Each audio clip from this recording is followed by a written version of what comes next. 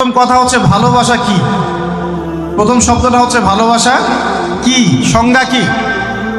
ভালোবাসার সংজ্ঞা জানার আগে আমরা আগে জানি যে ভালোবাসা কয় প্রকার।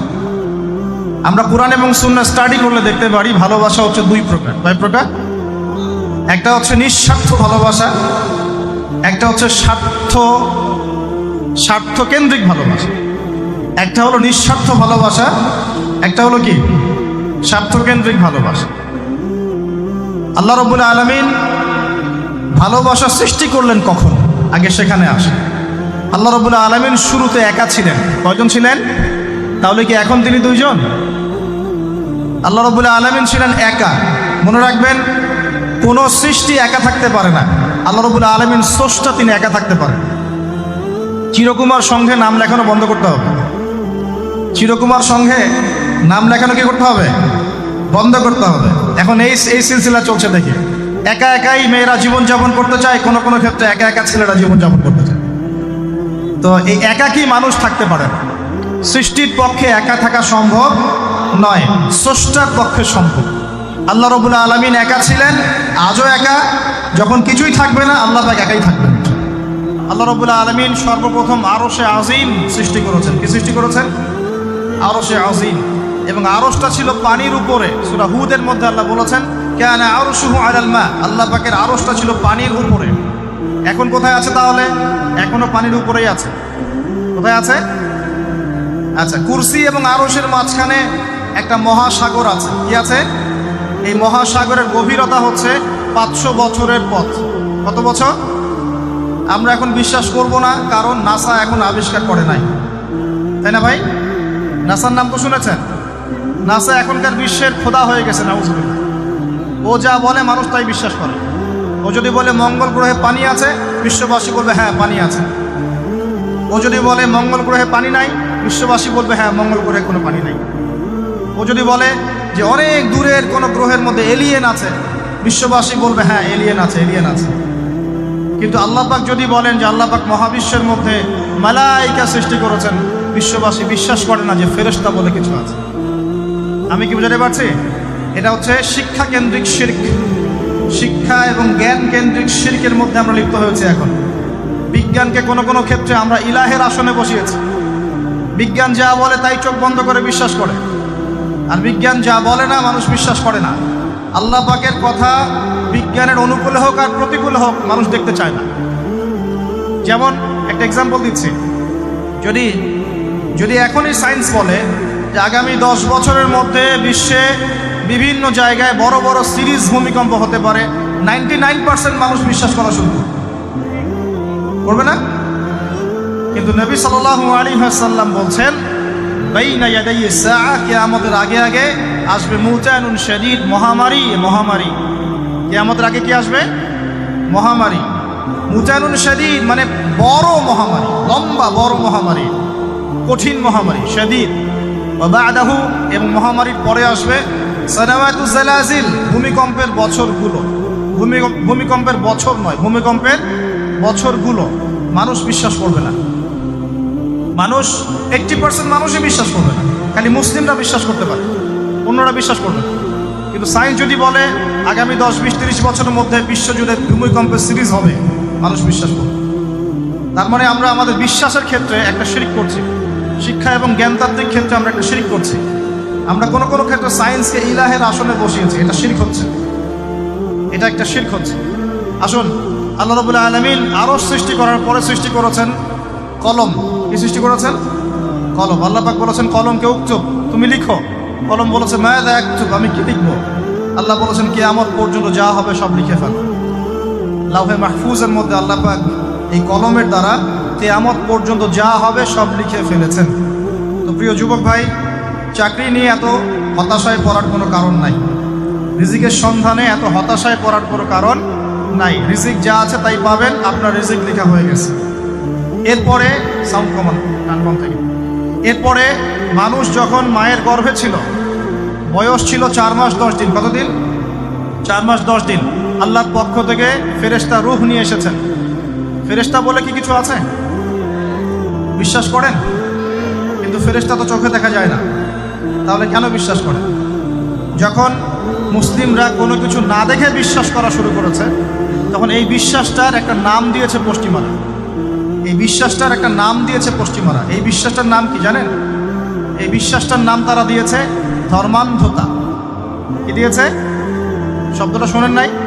ক্লাসিক্যাল সেকুলার পত্রিকাগুলোর মধ্যে দেখেন না ধর্মান্ধতা শব্দটা? মানে কি? এর মানে কি? মানে আপনি ফেরেশতা তো দেখেন না, বিশ্বাস করেন কেন? তার মানে আপনি অন্ধ, তার মানে আপনি ধর্মান্ধ। বুঝতে পারছেন? এখন আমাকে বলেন যে এই ফেরেশতায় যদি কেউ বিশ্বাস না করে, সে কি মুমিন হতে পারবে? সে কি মুসলিম হতে পারবে?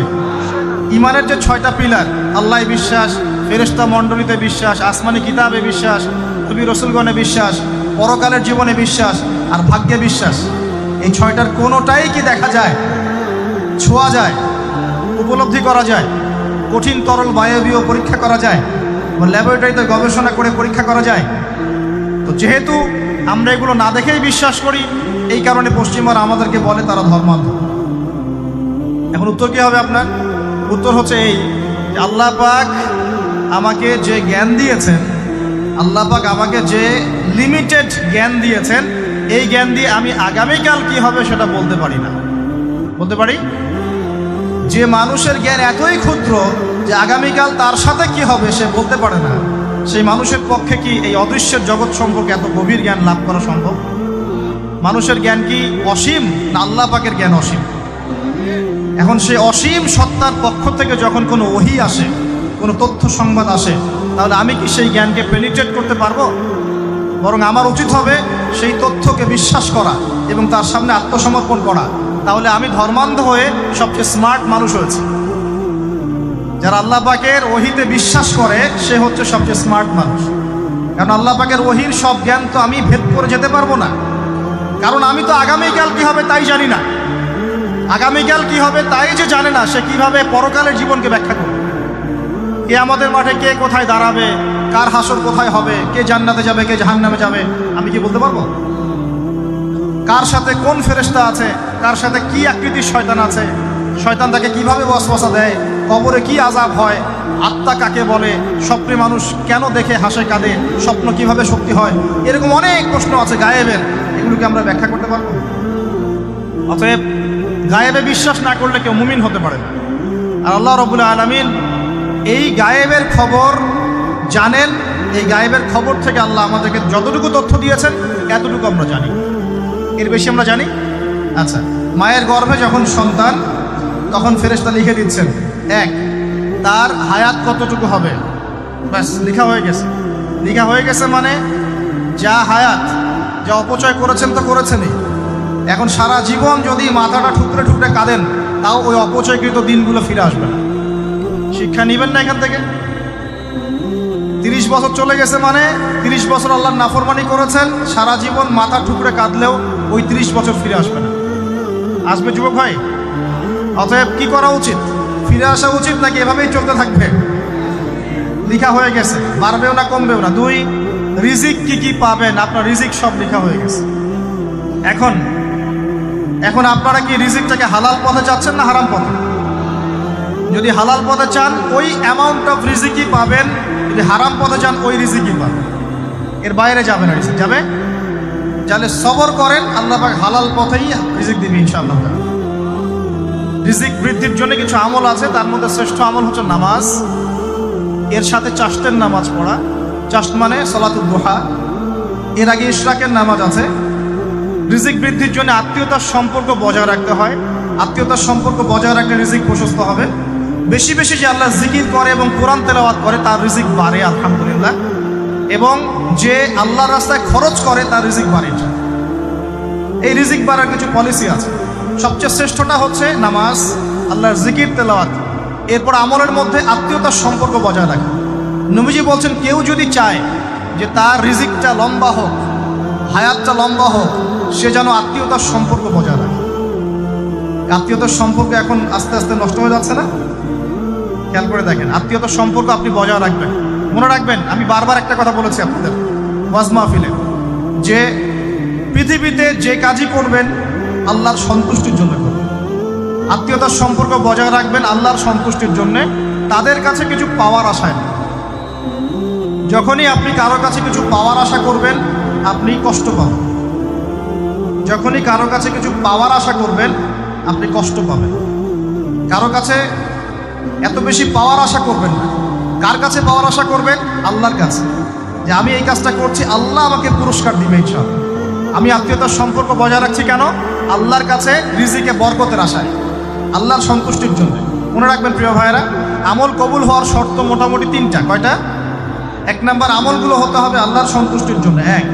2 নাম্বার, আমলটা হতে হবে রাসূলুল্লাহ সাল্লাল্লাহু আলাইহি ওয়াসাল্লামের পদ্ধতিতে, অন্য কারো পদ্ধতিতে নয়। 3 নাম্বার, আমলটা করার জন্যে আপনার রিজিকটা হতে হবে হালাল। হারাম রিজিকের আমল আল্লাহর কাছে কবুল হয় না। আল্লাহ পাক আমাদের সবাইকে হালাল রিজিকের ব্যবস্থা করে দিন এবং রিজিকটাকে প্রশস্ত করুন, আমিন। তো রিজিক লেখা হয়ে গেছে 2। 3 নাম্বার, লেখা হয়ে গেছে এ ব্যক্তি কি কি কাজ করবে দুনিয়ায়, এ ব্যক্তি দুনিয়ায় কি কি কাজ করবে সব লেখা হয়ে গেছে। এখন যদি একটা চোর বলে যে আল্লাহ পাক আমার তাকদিরে লিখেছিলেন যে আমি চুরি করব, তাই আমি চুরি করেছি। এখন যদি একজন ধর্ষক বলে আল্লাহ আমার তাকদিরে লিখেছিল যে আমি ধর্ষণ করব, তাই ধর্ষণ করেছি। এখন যদি যারা এই জনগণের কিছু সম্পদ আত্মসাৎ করে খেয়ে ফেলছে তারা যদি বলে আল্লাহ তাকদিরে লিখছিলেন জন্যই দুর্নীতি করেছি, তাহলে কথাটা কি হবে? গ্রহণযোগ্য হবে? এখন যদি দলিল দেয় তাকদিরে তো লেখা ছিল। এই আকীদাটার নাম হচ্ছে জাবারিয়া আকীদা। কি আকীদা? জাবারিয়া। এমন একজন ব্যক্তি উমর রাদিয়াল্লাহু আনহুর দরবারে এসেছিল। চোর চুরি করেছে, ধরা পড়েছে। উমর রাদিয়াল্লাহু আনহু বলেছেন হাত কেটে ফেলো। তখন সে বলছে যে আমার হাত তো কাটা যাবে না। কেন? আল্লাহ পাক তাকদিরে লিখেছেন আমি চুরি করব, তাই চুরি করেছি। উমর রাদিয়াল্লাহু আনহুর সামনে এই কথাটা বলেছে। আর উমর রাদিয়াল্লাহু আনহু কি বিচক্ষণ মানুষ ছিলেন না বোকাশোকা ছিলেন? বলেন, তার মতো শাসক পাওয়া যাবে? তার মতো আরো একজন শাসক আসবে ইনশাআল্লাহ পৃথিবীতে। তার নাম কি? নবী ঈসা আলাইহিস সালাম, ইনশাআল্লাহ তাআলা। এবং তার আগে আরো একজন ইমাম আসবেন। তার নাম কি? তার নাম হচ্ছে মুহাম্মদ। কি নাম? তার নাম মুহাম্মদ, তার উপাধি হচ্ছে মাহদী। কখন আসবেন? যখন পৃথিবীতে যুদ্ধ বিগ্রহ ছড়িয়ে পড়বে, ব্যাপক আকারে মালহামা চলবে, তখন আসবেন। কাদের পক্ষে আসবেন? মুসলিমদের পক্ষে। কি উদ্দেশ্যে আসবেন? সারা বিশ্বে জুলুম তুলে ফেলার জন্য। এবং আরেকটা কি উদ্দেশ্য? ওই জেরুজালেম উদ্ধার করার জন্য। কোন জেরুজালেম? যেটা এখন ইহুদিরা দখল করে আছে। চারপাশে আরবরা, মাঝখানে ও কেমন করে দখল করে আছে? আরবদেরকে হাতের মুঠোয় নিয়ে নিয়েছে। এই কারণে মুনাফিকদের উপর টিকে আছে সে, এবং তার পশ্চিমা মিত্রদের উপর টিকে আছে। ঈসা আলাইহিস সালাম কেন আসবেন? এই জায়গাটা পুনরুদ্ধার করার জন্য। ঈসা আলাইহিস সালাম কি পরাজিত হবেন না বিজয়ী হবেন? কত বছর বিশ্ব শাসন করবেন? 40 বছর। এগুলো হবে বিশ্বে, এগুলো হওয়া এখনো বাকি আছে। আরো কি হবে? মুসলিমরা কনস্ট্যান্টিনোপল আবার জয় করবে। এই কনস্ট্যান্টিনোপলের মধ্যে ফিতনা দেখা দিবে অচিরেই। মুসলিমরা ওইটা আবার দখল করবে ইনশাআল্লাহ তাআলা। আরো কি হবে? বললাম ভূমিকম্পের বছরগুলো আসবে সামনে, এবং মুতায়নুন শাদীদ, মহামারীও আসবে। আরো কি? বড় বড় 3টা ভূমিকম্প বাকি আছে এখনো। আগে বলেছি লেকচারে, একটা পৃথিবীর পূর্বে, একটা পশ্চিমে, একটা মাঝখানে। এগুলো এখনো বাকি আছে। বিশ্বে অনেক কিছু হওয়া এখনো বাকি আছে। এখন যা দেখছি এগুলোই স্বপ্ন, এগুলো চলে যাবে। সময় কি হবে? চলে যাবে। আরো নতুন সময় আসবে ইনশাআল্লাহ তাআলা। আমাদের দায়িত্ব কি? আমাদের দায়িত্ব পরিস্থিতি বুঝে দিন ধরে রাখা, আমল করা এবং মানুষকে দিনের দিকে আহ্বান করা। আমরা যদি দায়িত্ব পালন না করি তাহলে কি হবে? আল্লাহ পাক আমাদেরকে সরিয়ে দিয়ে নতুন কওম নিয়ে আসবে। আল্লাহ পাক সূরা মুহাম্মাদে বলেছেন ওয়া ইন তাতাওয়াল্লাউ, তোমরা যদি মুখ ফিরিয়ে নাও, ইয়াস্তাবদিল কওমান গায়রাকুম, আল্লাহ পাক নতুন কওমকে তোমাদের জায়গায় স্থলাভিষিক্ত করবেন। সুম্মা লা ইয়াকুনু আমসালাকুম, তারা তোমাদের মতো হবে না, মানে আমাদের মতো অপদার্থ হবে না। তোমার বিজয়ের শর্ত কি? আল্লাহ সূরা মুহাম্মাদেই বলেছেন ইন তানসুরুল্লাহ ইয়ানসুরুকুম, তোমরা আল্লাহর দ্বীনকে সাহায্য করো তবেই আল্লাহ তোমাদেরকে সাহায্য করবে। ওয়া ইউসাব্বিত আকদামাকুম, তোমাদের পা আল্লাহ দৃঢ় করে রাখবেন। আমরা আল্লাহকে সাহায্য না করলে আল্লাহ পাক আমাদেরকে সাহায্য করবেন না। সিম্পল। আল্লাহ পাক সূরা রা'দের মধ্যে বলছেন ইন্নাল্লাহা লা ইউগাইয়িরু মা বিকওমিন হাত্তা ইউগাইয়িরু মা বিআনফুসিহিম, আল্লাহ পাক কোনো কওমের অবস্থা ততক্ষণ পরিবর্তন করেন না যতক্ষণ না সেই কওম তার নিজের অবস্থার পরিবর্তনের চেষ্টা করে। তাহলে আমাদের পরিবর্তন কেন হচ্ছে না? কারণ আমরা নামাজ ছেড়ে দিয়েছি। 90% মুসলিমের দেশে কত পার্সেন্ট নামাজ পড়ে চিন্তা করে দেখবেন। আমরা কোরআন ছেড়ে দিয়েছি, 90% মুসলিমের দেশে কত পার্সেন্ট বিশুদ্ধ করে কোরআন তেলাওয়াত করতে পারে একটু খোঁজ নিয়ে দেখবেন। কোরআন শুমারি করে দেখেন, নামাজ শুমারি করে দেখেন, তাহলে বুঝতে পারবেন। আর যারা কোরআন পড়তে জানে তাদের মধ্যে কত পার্সেন্ট কোরআনের অর্থটা বোঝে, এটা আরও বড় বিষয়। তারপরে আবার কারা মেনে চলে, এটা আরও বড় বিষয়। আর আমরা কতজন মানুষ দিন ইসলামকে সামগ্রিক দিন হিসেবে মানি, এটাও একটা বড় বিষয়। আমরা মানি ঠিকই, আংশিক। যেমন ইবাদত বন্দেগীর জীবনে মুসলমান, অর্থনৈতিক জীবনে গিয়ে আবার সুদখোর, এমন না বিষয়টা? ইবাদত বন্দেগীর জীবনে আমি পাক্কা মুসলিম, কপালে সেজদার দাগ আছে মাশাআল্লাহ, দাড়ি টুপিও আছে মাশাআল্লাহ, কিন্তু ব্যবসায় গিয়ে মাপে কম দিচ্ছি না, ব্যবসায় গিয়ে আমি হারাম ভেজাল দিচ্ছি কিনা, এরকম হচ্ছে কিনা? হচ্ছে। কিন্তু সে কিন্তু মুসলিম এবং নামাজও পড়ে। তা আমাদের সমস্যা ভাই এখানেই। এখন এই সমস্যাটা সলভ করলে ইনশাল্লাহ সব সমস্যা সলভ হয়ে যাবে। সমস্যাটা কি? আমরা ইসলামটাকে আংশিকভাবে মানি, পরিপূর্ণ জীবনে ইসলাম বাস্তবায়ন করতে পারছি না। আমি আপনি হয়তো কেউই পারছি না, ফখর করলে বলার নাই যে আমি খুব পারছি, আসলে আমিও পারছি না। কারণ এই যুগে এটা পারাটা খুব ডিফিকাল্ট। এই যুগে পারাটা কি খুবই কঠিন, কিন্তু এটাই তো এই যুগের চ্যালেঞ্জ। নবীজি বলেছেন তোমাদের সামনে এমন যুগ আসছে যে যুগে ঈমান ধরে রাখাটা হাতের মধ্যে আগুন ধরে রাখার মতো হবে। তবে সুসংবাদ ওই যুগে তাদের জন্যে যারা আমার সুন্নতকে আবার জীবিত করতে পারবে। যে আমার মৃত সুন্নতকে জীবিত করবে, আল্লাহ পাক তাকে 50 জন শহীদ সাহাবীর সমান নেকি দিবে। এটাই আমাদের কাজ। আল্লাহ পাক আমাদেরকে তৌফিক দান করুন। তার মানে তাকদীর লেখা হয়ে গেছে। এবার আল্লাহ রাব্বুল আলামিন কি করলেন? আল্লাহ পাক এই মহাবিশ্ব সৃষ্টি করলেন। হুয়াল্লাযী খালাকাস সামাওয়াতি ওয়াল আরদ ফি 6 আইয়াম। কয় দিনে? আল্লাহ পাক পুরো মহাবিশ্ব সৃষ্টি করলেন কয় দিনে? আমাকে বলেন তো, মহাবিশ্বকে আল্লাহ পাক ঘৃণা করে সৃষ্টি করেছেন না ভালোবেসে? তাহলে আল্লাহ পাক কি ভালোবাসার সত্তা নয়? আল্লাহ রাব্বুল আলামিন কি ভালোবাসেন না? আল্লাহ পাকের একটা নামই হচ্ছে গফুর আল ওয়াদুদ, ওয়াহুয়াল গফুরুল ওয়াদুদ। আল্লাহ পাক হচ্ছেন ক্ষমাশীল, পরম ক্ষমাশীল এবং প্রেমময়। আল্লাহ পাক তার নাম দিয়েছেন আল ওয়াদুদ, মানে প্রেমময়। আল্লাহ পাক ভালোবাসেন কি না? তাহলে এই পুরো মহাবিশ্ব সৃষ্টি করে আল্লাহ পাক কি মহাবিশ্বের মধ্যে ভালোবাসা ছড়িয়ে দেন নাই? আল্লাহ রাব্বুল আলামিন 6 দিনে মহাবিশ্ব সৃষ্টি করে মহাবিশ্বের সব জায়গায় যার যার কাজ তাকে বুঝিয়ে দিলেন।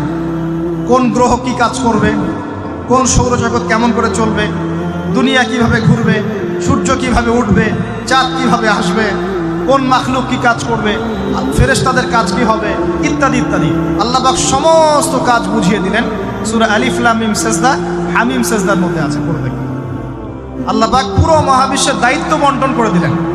এবার আল্লাহ রাব্বুল আলামিন কি করলেন শোনেন। আল্লাহ রাব্বুল আলামিন বলছেন, এই পুরো মাখলুক কায়নাত সৃষ্টি করার পর আল্লাহ পাক তার রহমতকে 100 ভাগে ভাগ করলেন। কত ভাগে? আল্লাহ পাকের দয়া, রহমত, ভালোবাসাকে 100 ভাগে ভাগ করলেন। ভাগ করে এক ভাগ, মাত্র এক ভাগ আল্লাহ পাক পুরো মহাবিশ্বে ছড়িয়ে দিলেন। বলেন সুবহানাল্লাহ। বাকি 99 ভাগ রহমত আল্লাহ পাক তার কাছে রাখলেন। এই এক ভাগ ভালোবাসার কারণেই এই যে সন্তান কান্না করলে মায়ের বুক ফেটে যায়, সন্তান অসুস্থ হলে বাবার বুক ফেটে যায়। যেই বাবা সহজে চোখের পানি কাউকে দেখায় না, সেই বাবা জায়নামাজে দাঁড়িয়ে চোখের পানি ছাড়তে থাকে। এই এক ভাগ রহমতের কারণে আমরা দেখি যে রাস্তার কুকুর পর্যন্ত তার বাচ্চাকে চাটে, আদর করে, মহব্বত করে। এই এক ভাগ রহমতের কারণে আমরা আমাদের স্ত্রীদেরকে মহব্বত করি, স্ত্রীকে সুখে রাখার জন্য জীবনটা পর্যন্ত বিলিয়ে দেয়। সকাল থেকে রাত পর্যন্ত কোনো কোনো ক্ষেত্রে হারাম পথে যেতেও দ্বিধা করি না, স্ত্রী সন্তান সুখে থাক, এই আশায়, তাই না ভাই? এই এক ভাগ